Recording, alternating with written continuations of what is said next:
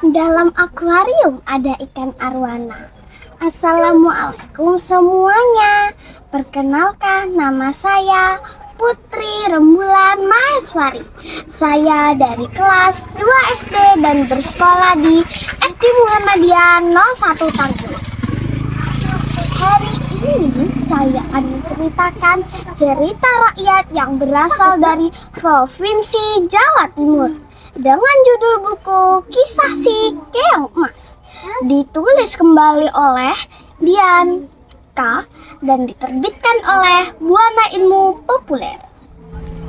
Di sebuah kerajaan yang bernama Daha, tinggallah seorang raja bijaksana yang bernama Kertamarta. Ia memiliki 2 orang putri cantik, Galuh Ajeng dan Chandra Kirana. Chandra Kirana sudah memiliki tunangan yang bernama Raden Inu Ketapati, putra mahkota dari kerajaan Kahuripan. Raden Inu Ketapati adalah pemuda yang baik dan tampan. Banyak putri-putri cantik yang menyukainya, termasuk Galuh Ajeng. Galuh Ajeng sangat menyukai Raden Inu Kertapati. Tetapi justru Chandra Kirana yang bertunangan dengan Raden Inu Kertapati. Rasa iri Galuh Ajeng semakin lama semakin menjadi. Muncul siasat buruk untuk mencelakai saudara kandungnya. Akhirnya ia menemui seorang nenek sihir. Nenek sihir yang sakti, tolong bantu saya. Saya akan membayar berapapun asalkan keinginan saya dapat tercapai, pinta Galuh Ajeng kepada nenek sihir. Apa yang harus saya lakukan, Putri Galuh? Tanya nenek sihir. Kutuklah Chandra Kirana, Nek, jawab Galuh Ajeng. Akhirnya nenek sihir itu pun melaksanakan perintah Galuh Ajeng. Namun kejahatan Galuh Ajeng tidak hanya sampai di situ. Ia pun memfitnah Chandra Kirana sehingga terusir dari istana. Chandra Kirana ketika ia sedang berjalan menyusuri pantai, nenek sihir itu pun menyihirnya menjadi seekor keong emas dan membuangnya ke laut. Hanya ada satu cara untuk menghilangkan sihir itu, yaitu jika Chandra Kirana yang sudah berubah menjadi keong dan bertemu dengan tunangannya. Suatu hari, seorang nenek yang sedang asik menjala ikan menemukan keong emas. Keong emas itu tersangkut di jala ikan sang nenek. Keong emas itu pun akhirnya dibawa pulang olehnya dan diletakkan di dalam sebuah tempayan. Keesokan harinya, sang nenek kembali ke laut untuk menjala ikan. Tapi tak seekor ikan pun tersangkut di jalannya. Berkali-kali sang nenek mencoba menebarkan jalannya, hasilnya tetap saja nihil. Dengan perasaan kecewa bercampur lelah, ia pun kembali ke gubuknya. Setibanya di gubuk, ia melihat makanan-makanan yang sangat lezat berada di atas mejanya. Pada keesokan paginya, sang nenek diam-diam mengintip dari balik gubuknya. Betapa terkejut dirinya melihat keong emas yang berada di tempayan berubah menjadi seorang gadis cantik. Akhirnya sang nenek pun mendatangi gadis itu. Hei gadis cantik, siapa kamu sebenarnya? Tanya sang nenek heran.